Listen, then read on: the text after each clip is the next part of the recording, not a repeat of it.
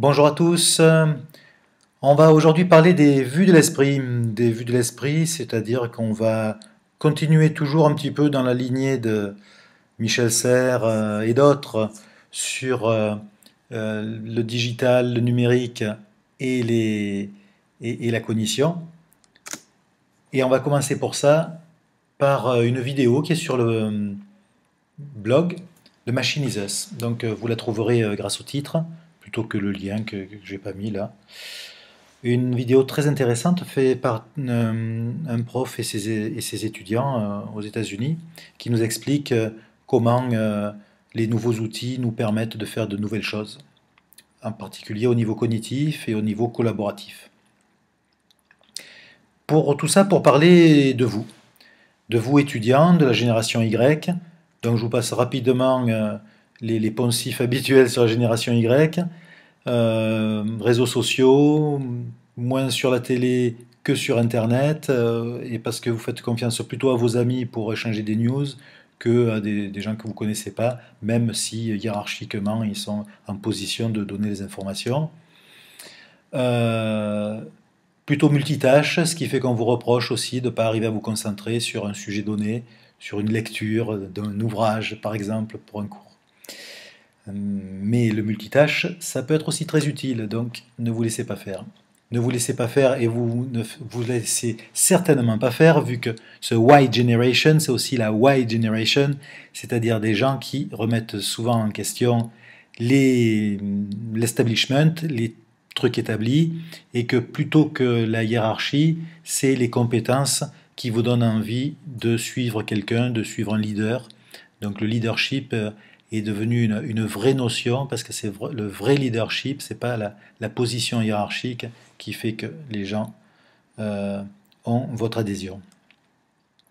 La culture globale, et les étudiants de Schema savent bien ça, vu que entre les étudiants étrangers que vous pouvez côtoyer quand vous êtes sur les campus français et les étudiants que vous pouvez côtoyer quand vous allez aux États-Unis, en Chine, effectivement, vous verrez que vous avez un petit peu tous les mêmes attentes, les mêmes besoins, tant et si bien qu'une deuxième vidéo que vous trouverez aussi sur le blog, Vision of Students Today, par les mêmes étudiants et le même professeur surtout. Et vous verrez que en fait c'est pas Today, c'était en 2007 si je me rappelle bien. Mais bon, comme aux États-Unis, on est souvent un petit peu en avance sur notre vieille Europe, vous verrez que les préoccupations de ces étudiants à ce moment-là sont toujours ou sont bien les vôtres.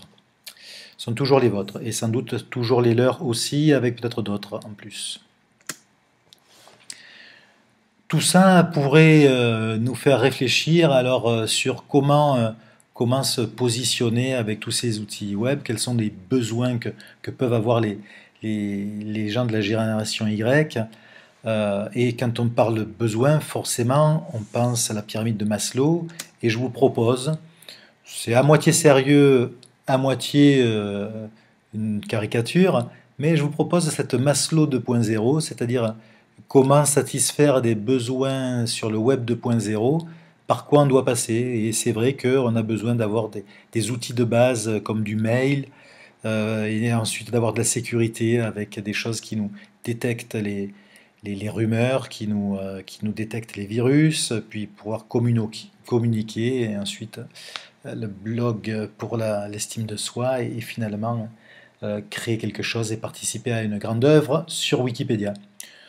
Et je pense que si vous regardez un petit peu, enfin, il ne faudrait pas creuser trop profond, mais si on regarde un petit peu ce modèle-là, ça marche très bien. C'est vrai qu'il faut avoir certaines choses pour pouvoir en avoir d'autres. Et effectivement, dans l'histoire des 15 dernières années sur Internet, on a eu ces services progressivement. On est parti, on a construit les fondations étage par étage. Quasiment chaque étage correspond à une période de la vie sur Internet. Donc quelque chose est derrière là-dessus. C'est pour ça que même si ça semble plutôt amusant, je pense qu'il y a un modèle sans doute qui peut nous aider des fois à réfléchir, et c'est bien de penser à des choses un peu différentes pour essayer de comprendre le monde 2.0, le monde 2.0 qui nous propose en fait le travail collaboratif, et même plus que ça du crowdsourcing, faire de externalisation par la foule, comme par exemple Un exemple un peu ancien qui n'est pas vraiment de l'externalisation par la foule, parce que là c'est surtout technique. Là il s'agit, ce Search for Extraterrestrial Intelligence, ils ont besoin d'analyser des signaux radars, donc ils ont besoin de beaucoup de puissance ordinateur, et plutôt que d'acheter d'énormes machines, ils ont fait un économiseur d'écran qu'ils distribuent gratuitement. Et cet économiseur d'écran, quand vous le mettez sur votre machine, quand il se déclenche, ça veut dire que vous n'utilisez pas votre machine, donc ça ne vous coûte rien, si ce n'est un peu d'électricité, mais vous pouvez aussi éteindre votre machine, mais dans la journée, votre machine est au repos, l'économiseur d'écran se déclenche. Quand il se déclenche, il va chercher des travaux à faire sur le serveur du SETI. Il fait ses travaux chaque fois qu'il se déclenche, et quand il a terminé, il renvoie le résultat. Et ça a permis d'économiser des années de travail sur d'énormes ordinateurs à cet institut. Et je peux vous assurer que pour trouver des fonds pour faire de la recherche sur les extraterrestres, c'est pas facile. Donc ils sont assez contents d'avoir trouvé cette solution relativement peu onéreuse. Tout ce qu'ils ont dû mettre en place, c'est une infrastructure avec des gros serveurs pour envoyer et recevoir les travaux des économiseurs d'écran, et puis payer le développement de l'économiseur d'écran. Mais c'est rien du tout par rapport aux millions d'heures de CPU, de puissance de calcul qu'ils ont récupéré en échange. Il y a un autre exemple de crowdsourcing qui est Wikipédia. On le connaît par cœur. Là, il y a 10 000 articles dans Wikipédia sur cette langue dont j'ai absolument oublié le nom. Mais donc, effectivement, grâce à la foule, on écrit une encyclopédie quasiment gratuitement. Et une encyclopédie qui, vous l'avez vu là, dans les dernières semaines, a poussé Britannica à suspendre l'impression de son encyclopédie. Donc, quand même, il y a des gros changements, il y a des bouleversements là. Un exemple vraiment typique alors du crowdsourcing, c'est le reCAPTCHA.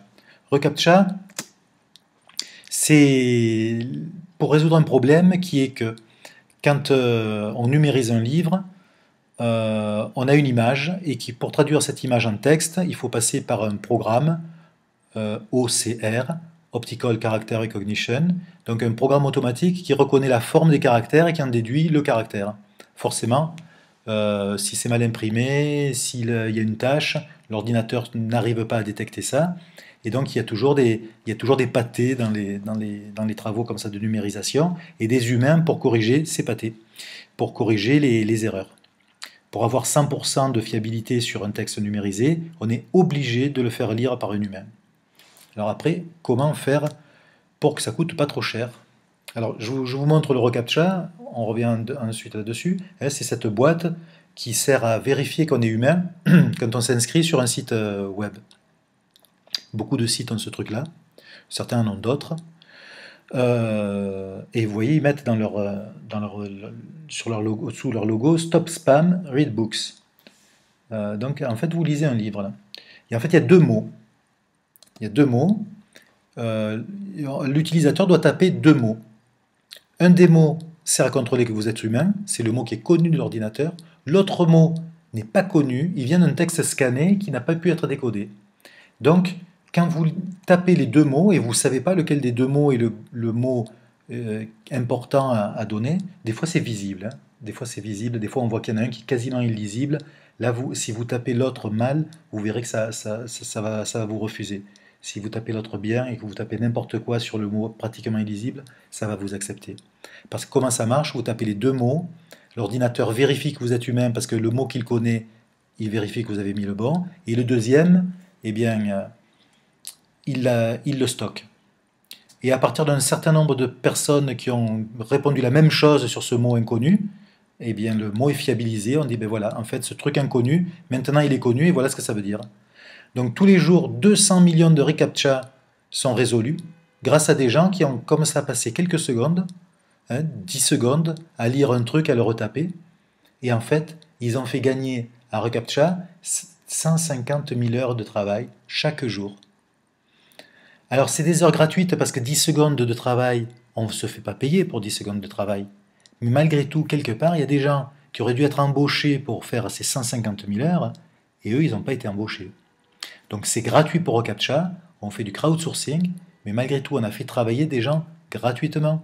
Et on n'a pas payé de gens pour travailler, du coup. C'est gratuit pour les uns, et il y en a des gens qui payent. Mais là, les gens qui payent ne savent pas qu'ils payent. Malgré tout, c'est un service incroyable, parce que techniquement, faire cette boîte, c'est minime comme investissement. La base de données derrière pour stocker les mots, vérifier la fiabilité, c'est simplissime. Et derrière, 150 000 heures de travail gagnées gratuitement chaque jour. Bravo, chapeau à celui qui a eu l'idée. Et encore une fois, c'est que de l'idée, c'est pas de la technologie. Un exemple aussi d'utilisation de travail collaboratif un peu particulier, c'est les gens qui s'étaient mobilisés contre la réélection de Obama. Ils l'ont fait un peu en mode Anonymous, c'est-à-dire qu'il n'y avait pas de leader, ça s'appelait les Tea Party. Et en fait, les Tea Party, c'était des gens qui se connectaient entre eux grâce à Facebook, grâce à Skype, sans particulièrement se connaître, sans qu'il y ait de leaders qui disent on va faire ceci, on va faire cela, et qui le géraient au niveau global. Mais les gens, donc plutôt conservateurs, plutôt âgés, sont capables d'utiliser, donc il n'y a pas que la génération Y, sont capables d'utiliser ces nouveaux outils du Web 2.0 pour faire du prosélytisme politique. Un exemple un peu particulier, mais pourquoi pas. Tout ça, reCAPTCHA, 150 000 heures gagnées chaque jour, politique, effectivement notre société est secouée. Je vous ai parlé aussi de Britannica qui n'imprime plus son encyclopédie. Les lois sont là pour assurer de la stabilité, sont là pour assurer que les gens qui font de la recherche sont payés, que la créativité est encouragée par la protection, par des brevets, des choses comme ça. Et là, on a un professeur de droit, Laurence Lessig, qui nous prêche le contraire, qui nous dit que la créativité est en fait étranglée par la loi. Et vous verrez, j'aime beaucoup ces présentations, elles sont très claires, avec des slides très clairs et beaucoup d'humour. Et il nous explique effectivement les dangers d'une législation qui est basée sur les outils du passé, appliqués aux outils du futur. Voilà ce panorama, c'est sur ces vues de l'esprit. J'espère que vous avez apprécié tout ça. Je vous ferai encore une petite dernière séance bien courte, une autre vidéo sur le futur justement. Parce que là on a eu une vision du passé et un petit truc pour clôturer une espèce de message d'au revoir où on parlera du futur. Pour aujourd'hui c'est terminé, je vous souhaite une bonne journée, de bien travailler et de ne pas oublier aussi la liste des choses que j'avais demandé de faire. Je sais que je suis en retard, donc je ne peux pas trop vous en vouloir d'être en retard vous aussi.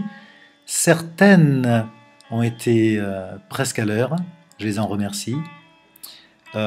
Essayez de tenir les délais au maximum, parce que de toute manière on aura une date butoir qui est celle à laquelle je dois donner les notes à l'administration. Donc on se met au boulot. Sac au dos, merci, à bientôt.